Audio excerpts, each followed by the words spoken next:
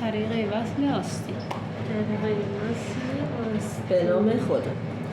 طریقه وصل آستین ساده نیست. همه آستینی که گوشیتو نچرخون ساده دیگه یکم تو مخت حفظش کن. آستین ساده که بالاش چین نداره. خانم برای آموزش من اول آستین حلقه‌ای رو آموزش میدم که آستینی بهش وصل نشه، راحت باشین. حالا دور اون حلقه باید نوار اریب بشه که نمیدونم کدومتون تو الگوی لباس کودک انجام دادید، کدوم انجام ندادید. اگه انجام ندادین به فکر باشین آستین حلقه‌ای باید دورش و نوار اریبش رو یاد بگیرید. به 2 روش نوار اریب باید بهتون یاد بدم، این جزء درستونه. یه روش دیگه سجاف داره، 3 روش دوخت داره. یعنی نوار اریب روش بدوزیم یا نه خودش نوار اریب میره داخل، از روی هیچی پیدا نیست. یک روش نوار اریب ما از بیرون پیداست، عین مغزی که دور یقه ایشون دوخت کردن. یه روش هم عین یقه گرد سجاف میشه. 3 روش دوخت داره ولی یه آستین براتون حساب میکنم. پس اولین آستین شما باید آستین حلقه‌ای باشه با 3 روش دوخت. آستین بعدیتون آستین کیمونو باید باشه، چون آستین وصل کردن ندارید. حالا میتونیم بعضی وقتا هم جا به جا بکنیم بسته به مدل روز یا افرادی که در کلاس حاضرن.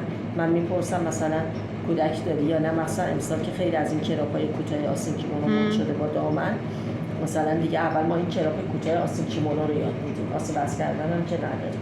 بعد میریم سراغ آستین حلقه‌ای. حالا بسته به شرایط کلاس و مدل روز یه خورده درس‌ها پس و پیش میشه. آستین حلقه‌ای، آستین کیمونو، بعد اون 3 مدل آستین چیندار.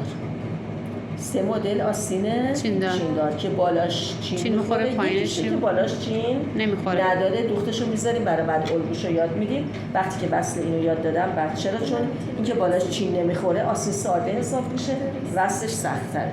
5 تا آستین الگوشو یاد گرفتیم. پس آستین حلقه‌ای رو الگوشو یاد گرفتیم، حلقه‌ای باشه، منتها دوخت هنوز نکردیم. یادتون باشه که به فکر باشین. کیمونو هم که اینجا من اومدم رگلانم بهتون آموزش دادم، درسته؟ بله. دیگه چی یاد دادم؟ سرشانه افتاده رو بهتون آموزش دادم. کیمونو جدا رو یاد دادم. کیمونو جدا کردیم. آستین حلقه‌ای داریم. خب به شما نه کیمونو، اینا درساتی یادت باشه. کیمونو سرخود، کیمونو جدا، رگلان و سرشانه افتاده. 5 تا. 3 مدل آستین کوتاه پفی، اینم دوخت داره، چند مدل دوخت داره. این آستین ساده رو داریم تا حالا 9 تا آستین. خب 10 الی 15 تا آستین تو 3 ماه اول. کلاسای خوب تا 15 مدل هم میریم که زیاد نفرت نکنن، یادتون باشه. ما یه مدل دیگه آستین داریم اگه خوب بودین. این الگویی که به شما الان آموزش دادم به صورت باز روی دولای پارچه خط وسط تو راه قرار میگیره، برشت رو انجام میدیم. قسمت جلو تو زاپاس یک کلیپ میزنیم که جلو و پشت مشخص باشه. حالا ایشون تو پشت زده طوری نیست، یادت باشه که تو پشتت کلیپ داره. وسط آستین هم باید یه نشانه داشته باشیم که نزدی. من این درز آستین رو میگیرم، اینو قشنگ وسط قرار میدم، درزمو میگیرم، یه تکونی میدم، اینجا صاف میام بالا که وسط آستینم رو یه نشانه بزنم. یه مثلث کوچیکی خالی کنم، به این میگیم کلیپ. درست شد؟ از کلیپ وسط آستین زاپاست چقدر بوده؟ 1 کنیم. قسمت حلقه آستین تو تستتون هم هست. زاپاس چند باید باشه؟ 1 کنیم. ولی بعض وقتا یکم ما میذاریم. خب این درز رو روبروی این چرت قرار میدم.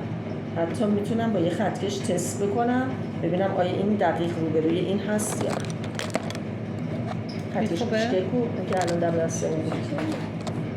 میکنیم یکم خطکش رو من با این جفت میکنم، با این درز از این بالا هم باید این روبروی این قرار بگیره. الان خوبه دیگه، درسته؟ بله. روبروی همه. پس طوری من آستین تا میزنم که این درز زیر دست که دوخته شده اتو شده دقیقاً روبروی این کلیپ وسط آستین قرار بگیره. حالا این تاها رو نگاه کنید، اینجا میفته. دیدین؟ اینا رو من میام یه نشانه میزنم اینجا مال پشت، اینجا برای جلو. تو زاپاسم یه نشانه میزنم. دیدین؟ اینو اینجوری تا کنید تو زاپاستون یه نشانه بزنید. از این چرت تا این علامت ها یا این یه روش، یا از چرت 10 الی 12 به راست، 10 الی 12 به چپ. حالا نگاه کنی الان هم همونه دیگه. بیام اینو اندازه بزنم، این الان حدوداً 10، یه چند میل کمتره، ولی در قسمت جلو یه خورده از پشت بیشتر شده. این شده 12، این شده 10. 12 دوست داشتید مساوی هم بکنیم میتونیم، یعنی اینو بکنی 11، اینم 11. ما گفتیم 10 الی 12 به راست، 10 الی 12 به چپ، ولی اینجوری که تا میزنی احتمال اینکه نامساوی شه هست. میخوای مساویش بکنی، مگه این 10 نبود این 12 جمعاً 22 مساوی کنی 11 به راست 11 به چپ. این کارم میتونی بکنی. اگه دیدی این چین در قسمت جلو خیلی اومد پایین، اون روش رو انجام بده. 11 1 سانتی اینو میام بالا، اصلا این کارو میکنم. آره 1 سانتی 1 سانتی اونو میرم جلو پایین. اینو من میتونستم با یه رنگ دیگه بزنم که اشتباه نکنم. این قرمزه شد با این قرمز. خب خط دوختم الان شما قرینه سازی کردی اینه. پس جا دوخت یکه درز زیر دستت. خب جا دوخت ایشون یکه، ولی چون یه خوردم نامساوی قرینه سازیش، من میام از لبه 1 سانت دقیق فاصله میگیرم، یه قرینه سازی صاف و خوب انجام میدم. میکنی از لبه 1 سانت میرم تو، اینجا رو من علامت میزنم. این یعنی همون حریم الگومه.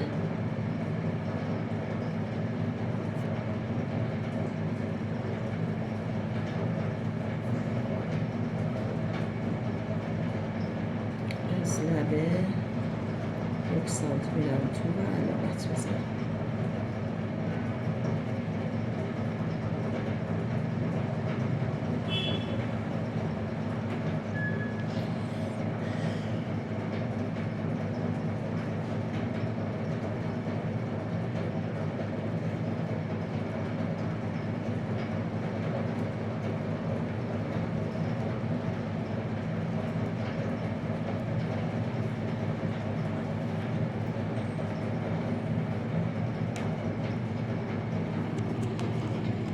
از این علامتی که در قسمت پشت داشتم تا این علامتی که در قسمت جلو دارم، خط قرینه سازی من در قسمت بالا مشخص. اگه حالا زیر دستتو نمیخوای تو نیم دایره پایین نمیخوای قرینه سازی داشته باشی، تو نیم دایره بالا قرینه سازی تو انجام بده داشته باش.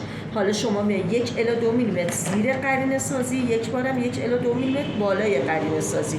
دو ردیف با درجه درشت چرخ اینجا رو میدوزی، جمع میکنیم، خرد میدیم تا اون 1 الی 2 سانتی خرد بخوره. بعد آستین رو وصل میکنیم به لباس. استوب کنیم تا من این